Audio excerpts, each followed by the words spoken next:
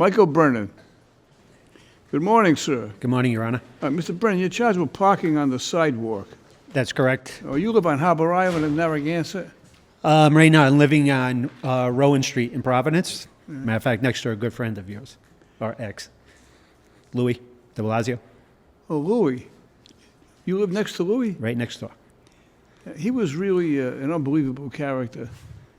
Did you ever have any conversations with Louis? Too many to count. We used to call him Parking Lot Louis. That was, Yeah, he controlled the parking lot up on Fall River, what do you call it, Federal Hill. yeah, on Federal Hill. Tell me your most unusual experience with Louis. I want to say 35 years ago, I was renting, because it's a 3-unit next to Louis' house. And my third floor tenant was an elderly Italian woman from the old country. She plugged up the toilet, so she called me at 4 o'clock in the morning to tell me that there was water running all over the place. So naturally I got up, I drive to the house, because I was living on Sharon Street at the time. When I got there, taking my tools out, big, huge limousine pulls up in front of Louis' house. And I'm standing there wondering, who's this? It was like 5:30 in the morning.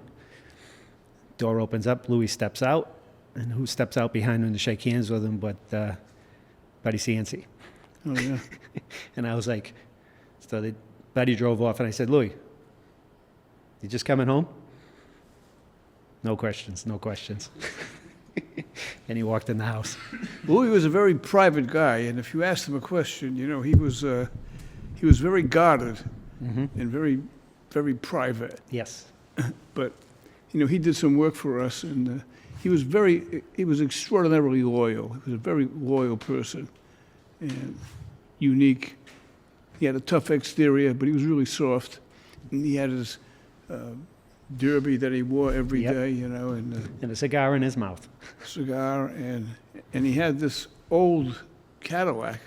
It looked like a tank, and you couldn't talk about the car. If you're talking about the car, you would think you were insulting his mother if you talked about the car. I just made a casual remark once about the car, and he went on for 15 minutes asking me what was wrong with the car, So, but he was an unbelievable character. He was.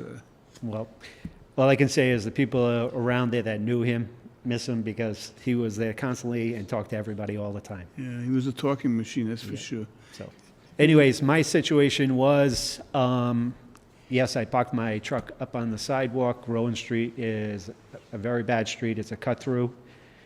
Matter of fact, I have a bill here to replace the mirror on the side of my truck for the second time in February. It's a common issue in Providence. There are some streets that are so narrow, that if you don't park, if you don't move it up on the sidewalk, you're going to lose a mirror, you're going to get banged. I understand that. All right, we'll give you a break on it. Thank you very much. Good luck.